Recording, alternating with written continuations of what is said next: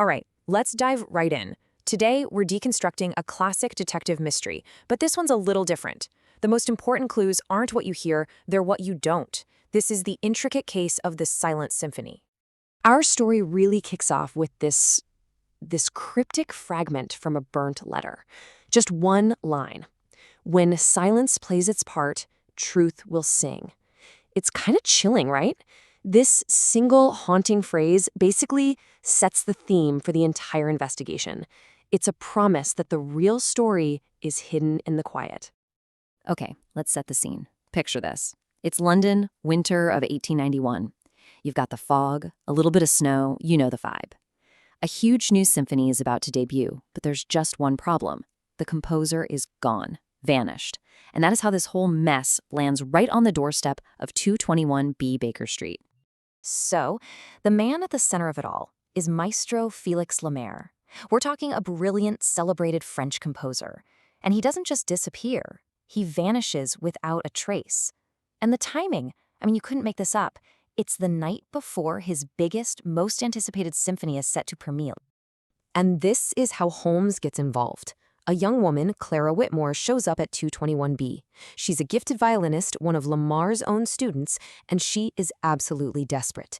She's convinced something is seriously, terribly wrong, and she's pretty sure the police are on the completely wrong track. And right here, this is the core of the problem. You've got two totally different stories. The police, they think it's simple. The guy had gambling debts, got in over his head, and he ran. Case closed, right? But Clara, no way. She insists he would never abandon his music. It was his entire life.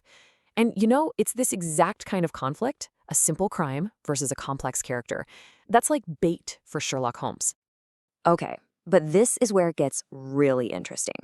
The symphony, it isn't just a piece of music. Clara tells Holmes that Lemaire himself said the final movement held a secret. And not just any secret, but one that could, quote, change everything. Whoa. All of a sudden, this isn't just a missing person case anymore, is it? The stakes just went through the roof. All right, now we get to the good part. This is where we see Sherlock Holmes do what he does best. It's not about listening to the story. For Holmes, it's always about what he sees. He's looking for those tiny, almost invisible details that everyone else, yep, even poor Watson, walks right past. So you've got Dr. Watson, right? He's like you or me. He's listening to Clara's story. He hears the desperation in her voice, the urgency. He's taking in the whole emotional narrative she's laying out. But Holmes? Nope. He's on another level. He's barely listening to the words. He's looking. And he spots two things. A tiny, faint smudge of ink on her sleeve and some scratches on her violin case that look deliberate. To anyone else, that's just random stuff, right? Meaningless. But to Holmes, that's the beginning. That's the first thread he's going to pull. And the question is already forming in his mind, and in ours. Are these just accidental, meaningless marks from a stressed-out musician? Or are we looking at the first notes of a hidden message? A code, maybe? Something she's carrying with her without even realizing it? Okay, so armed with these tiny little observations, the investigation moves to the heart of the mystery, the composer's townhouse in Kensington. This is the last place Lemaire was seen, and let me tell you, this room is full of contradictions. When they get inside, it's unnervingly calm. There's no sign of a struggle at all. No flipped tables, no smashed vases, nothing. Everything is perfectly neat and tidy. And honestly, that's almost more disturbing, isn't it? It makes the man's absence feel even stranger. It's like he just evaporated. But of course, Holmes starts looking closer, and beneath that calm surface, he finds three critical things. One, the sheet music for the symphony. It's unfinished, and a few notes are circled in red ink. Two, a broken metronome. But here's the thing, the pendulum, the part that keeps time, isn't just broken, it's gone. And three, the charred remains of that letter we saw earlier. And this is a great moment. Holmes doesn't just bag the evidence. He goes over to Lemaire's piano, sits down, and starts to engage with the biggest clue they have, the music itself. He's trying to get inside the composer's head. He's not just looking for clues anymore, he's listening for them. And what he discovers is really specific. The music doesn't just fade out, it stops, abruptly. Like it's a complete musical thought, but it's been deliberately cut short, exactly 3 notes before it's supposed to end. This isn't just a composer getting writer's block. This feels like a sentence that's been cut off mid-word. So Watson, he's listening to this and he says something kind of poetic. He says, it sounds as if it's missing a heartbeat, which is a nice observation. But then Holmes comes back with, or concealing one. And boom, that one line just reframes the entire mystery. He's suggesting the silence isn't empty. It's hiding something. The missing notes are a container for the real secret. Okay, so let's take a step back and put all the pieces on the table. We've got all these weird, seemingly disconnected clues. Each one is like a single note, and now it's time to see if we can arrange them into something that makes sense, something that might be a little sinister. Let's just run through the list. You've got the composer who vanishes into thin air. You've got scratches on a violin case that look a lot like Morse code. You've got musical notes circled in red ink, a metronome pendulum that's been taken, that weird, burnt letter fragment. And to top it all off, a piece of music that just stops. Dead. So that leaves us here with this final, echoing question. A silent symphony, a missing heartbeat, a message that seems to be hiding in just 3 notes. All of this points to a message being sent from, well, who knows where.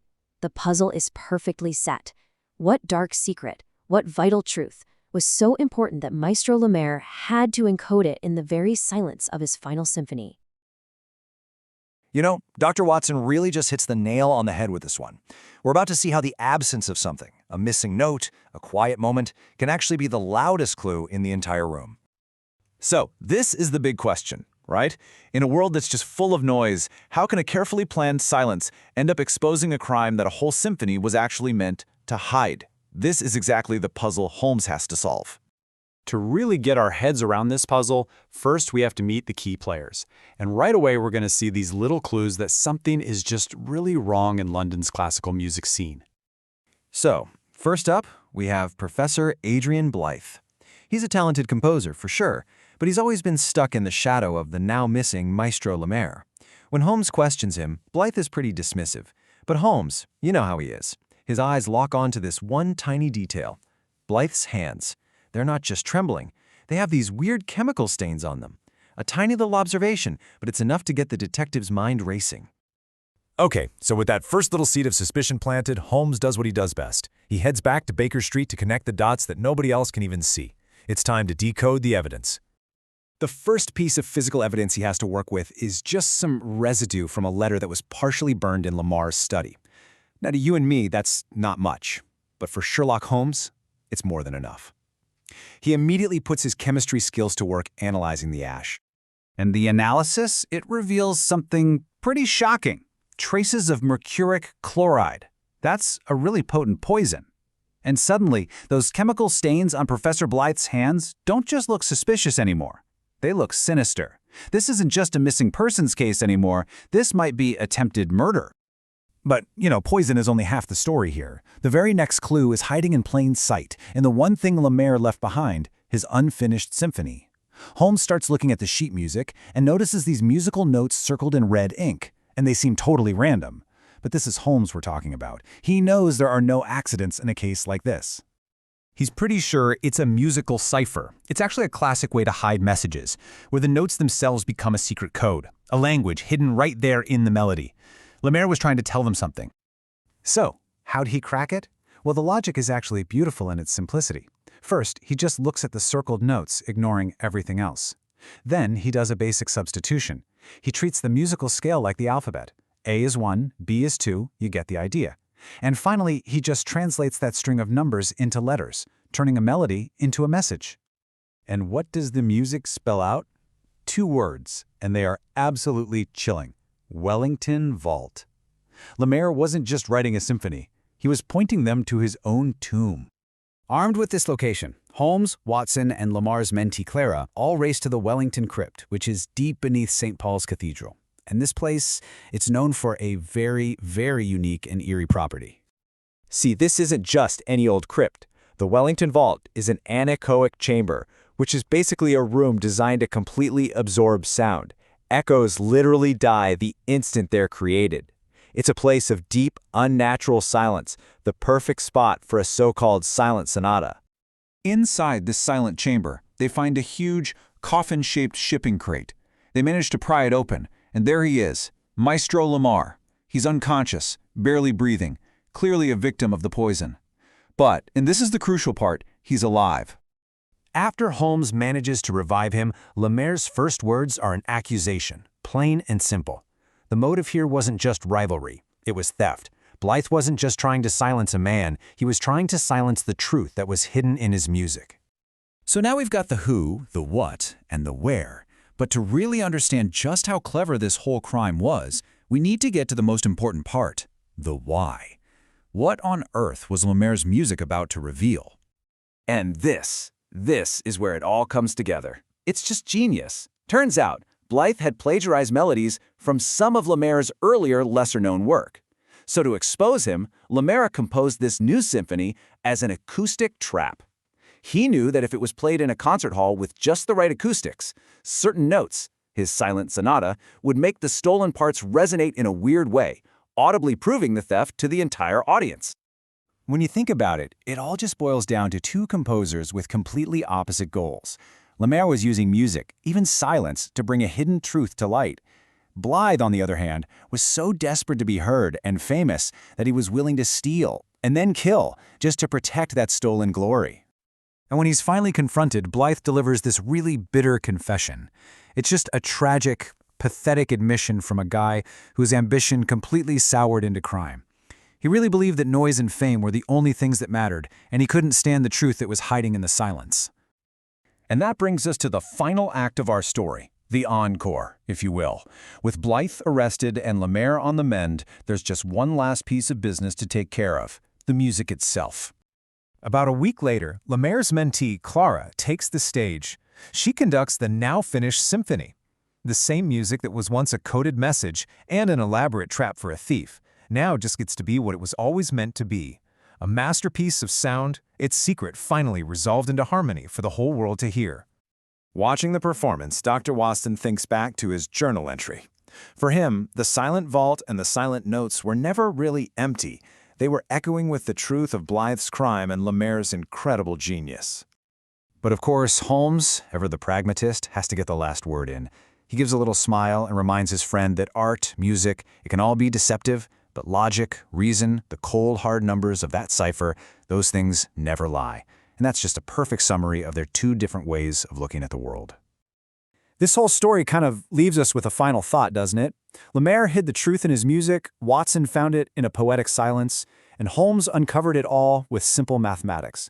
It really makes you wonder, in our own world, which is louder than ever, are we listening for the melody, the silence, or the math? So let's just lay out the central mystery right here, right now. You've got this composer, Lemaire, and before he's murdered, he leaves behind a piece of music. Now get this, the notes in that score actually spell out the exact location where his body is eventually found. I mean, it sounds like something out of a fantasy novel. How on earth could he have known that? And here it is. This is the exact moment where the entire puzzle just flips on its head. The solution isn't about geography, it's about psychology. The composer wasn't predicting where he'd be found.